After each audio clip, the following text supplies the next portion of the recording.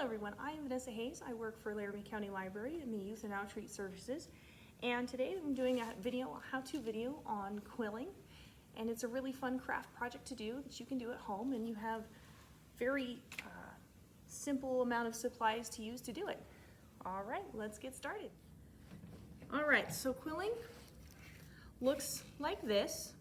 This is a finished design that I did myself so I could have you something to show you for a finished product. The paper is all, sticks out, as you can see, once it's glued down. And it's all put together in a really just pretty delicate design. So we're going to show you how to do that today.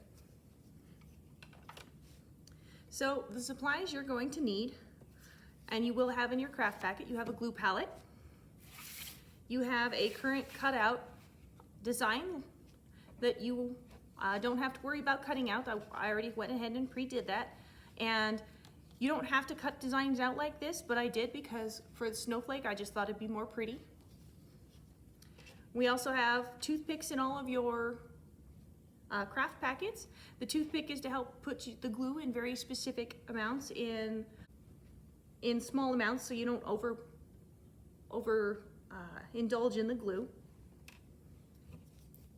You just need some simple Elmer's glue. We are going to give you that in the craft packet as well.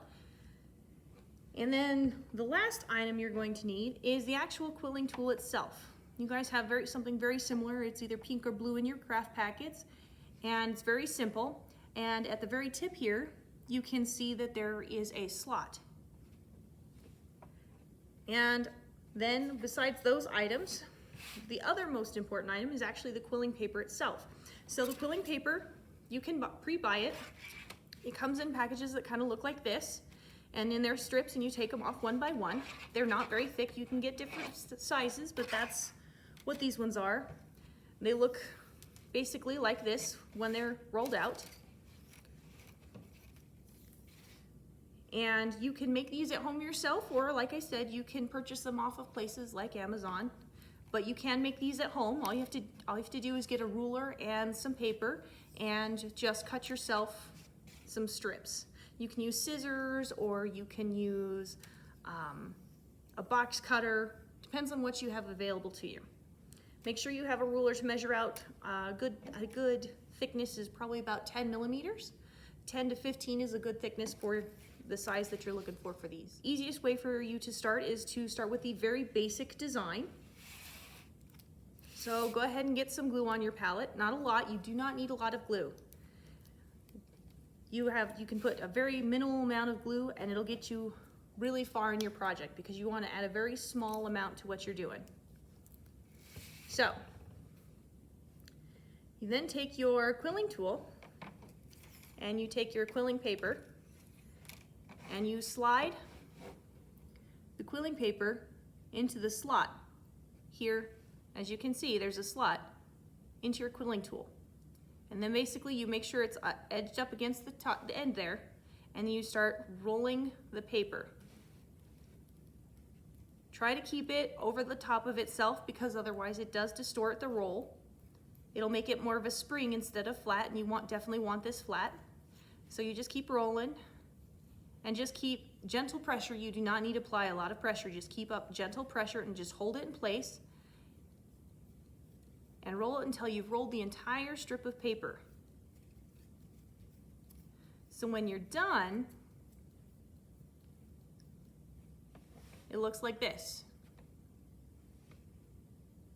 And then you're going to pull it off. So you're going to release it so it doesn't have pressure, so you don't distort your design. And when you lay it out, it should look like that. And when it lays flat, so I already did a couple early ones, so you have an idea of what they look like. Now what's really cool is this isn't just one of the ways you can do this. You have other ways you can do it. So let's take another strip of paper, and I'll show you a couple other ways, a couple other things you can do. And I will show you what you can do with this. Is you can actually you don't have to use the whole strip. If you buy this large strip of paper, you don't have to use the whole strip. You can take it, and it's really easy to tear. So you roughly measure about halfway, so meet the ends together, bring it up, don't fold it. You don't need to fold it, but roughly guess about where the middle is going to be, and then just tear it. Now you have two strips that are about the same size. It makes a smaller roll that you can work with, so it doesn't, the bigger ones take up a lot more space, and the smaller ones you have a little bit more flexibility with. You can fit them into smaller spaces. So cutting them in half like that works really well to allow you to do smaller items, and you can make them smaller. Probably, again, I wouldn't suggest going too much smaller than maybe half of this, just because then it will be too small to really hold on to the fun, pretty swirl designs that you're working towards having in the paper designs.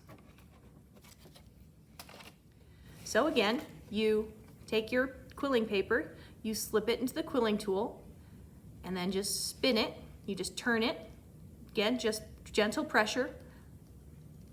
And again, try to keep it overlapped on top of itself. You don't want to have it off to the side or too low, because otherwise it springs up, kind of like this one did on me anyway, how it's like lifted up off the table. It doesn't sit quite flat, it's kind of springy. And when you're done, you can let it go, and you see how it uncurls like that, then just gently pull it off, and there's a smaller circle. As you can see, the size difference is pretty big, and like I said, you can put these in smaller spots then, so in your more tight spaces, this is going to fit a lot better. Now what's really great though is, so we just did this, we're going to do a couple other designs with this. So what we're going to do is we're going to get our glue, and we're going to get just a small amount, not a lot, just a small amount. And what you do is put it right on the edge of the paper here, just at the tip where you're going to glue it down. So you just put it right there on the edge.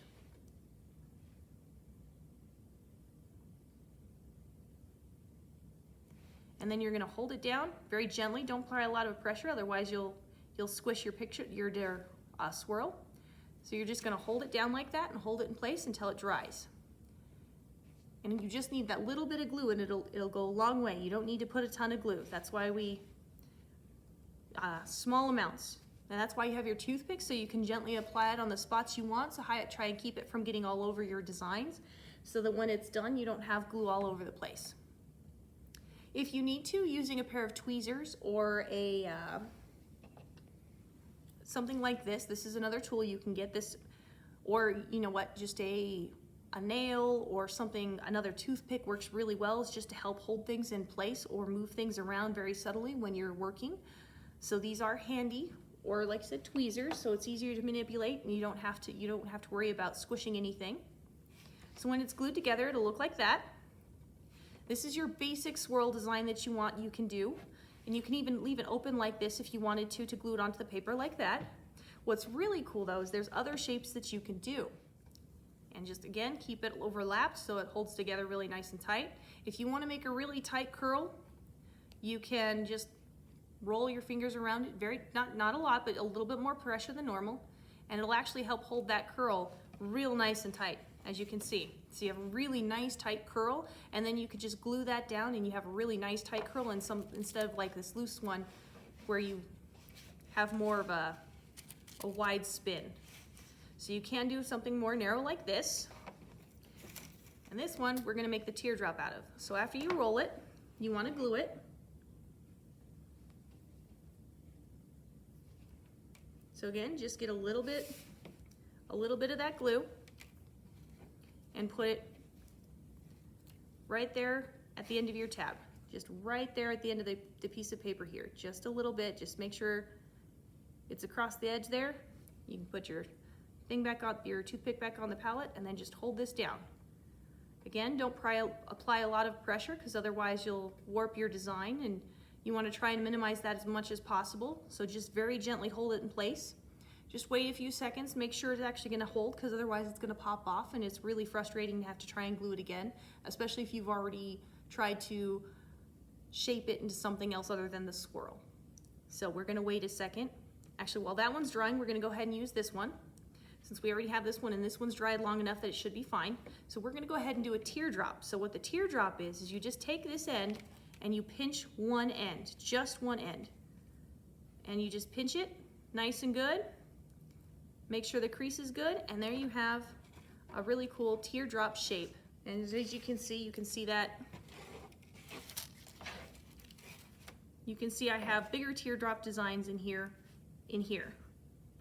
So this is what it looks like when it's all kind of put together. These are added swirls that were glued on, but as you see, we have the teardrop design in there. So then we're gonna roll another piece really quick. All right, so now we've done the teardrop. Now we're gonna do the eye shape. So then instead of just pinching one side, you're gonna pinch both sides. And you're gonna try and do it equally, but just pinch both sides. And you have a really cool, and what's even cooler is you can shape it a little bit more. You can squish it back into shape a little bit to get some more round in the middle. So it's a little bit more open. But now you have an eye shape, and it's just pinching on either side. So there you have your circle design here. You have your teardrop, you have your eye, and we just finished this one. So we're gonna go ahead and try and shape this one. We're gonna do a square. So what you're gonna do for a square is you're gonna take your 4 fingers and you're gonna pinch a little bit, not too much, but pinch a little bit, once to get the eye shape and then twice to get a second eye shape. And then you have a cool square. If you want more of the square design, you can push it in a little bit further to help get some of the square design more in the center. Just squish it a little bit, and then you can just pull it out just a little bit to reshape your box, so you have a circle inside a box then. So there's your square, and then I'll go ahead and use a bigger one. I'll use the dark one that I did before. So we're gonna go ahead and glue this one down. So the bigger ones are a little bit harder to keep in place, just because they're a little bit more loose, and so they're a little bit more springy, so it takes a second to get them to stay where you want them to. Again, just try and hold gentle pressure on the spot that you're trying to glue. Again, it's a little hard and it's a little tricky when you have the paper in some areas because it likes to move about. Just be patient with it. If you can, hold it together at the edge here and then apply some pressure on the edge to smooth it flat. And that way your edge will be nice and smooth, and then and you can hold it like this for a minute. It'll help hold it in place once you lay that down. And then once you think it's gonna hold by itself, you can let it sit and dry for a minute again, just so that when you start shaping it, it doesn't pop out of that shape. All right, this one should be dry enough. So another one you could do is an arrow. So what you wanna do is you wanna pinch it, and what you're gonna do is you're gonna fold it in half and push it together. So like these here, it's kind of like an arrow. So you're gonna take it and you're gonna pinch it, and it's easier to do it on a surface for this one. Pinch it together with both fingers, so you're applying pressure with both fingers to pinch it together. And you can either leave it like this so it can be a triangle, so you can do it so it's just a simple triangle, or you can make it more of an arrow. And what you would do is you bring these two edges together. So you'd really define your point here at the front, and then you squish these two back pieces together, and you have an arrow, a really cool arrow. What's great is you can kind of play with it a little bit to pull it back out a little bit, or you can keep it really nice and tight so you have this really sharp arrow. It's fun. The paper's really awesome because it can be somewhat forgiving with what you want to make with it. So this is awesome. So if you like it, if you decide you want to move it a little bit more narrow, you can. If you want to pull it back out a little bit, you can pull some of those designs out and you can fill it back out so it's a more broad picture. But what's really cool, this other one is another design that we have, and it's these swirls here that I've glued into this. They are not actually part of the teardrop, they are glued onto the teardrop, so they are actually separate. So then you just grab your end and you just unwind it some. You just pull it out some and then let it spring back, and you can get this really cool swirl design. Now, you can kind of roll it back up together if you didn't like how much it came undone. You can kind of pull it, again, roll it back a little bit back into the shape. You can also take your toothpick, I'm just using this because it's handy. You can take a toothpick or something else and kind of pull a little. Use the side that doesn't have glue to do this. You can pull a little bit on your design to open up these other swirls, okay? So you can actually tinker with the inside of your designs by doing this, which is really cool. So you can do a little bit more with your design than you originally think. So you can have some pretty cool designs even from the simple stuff.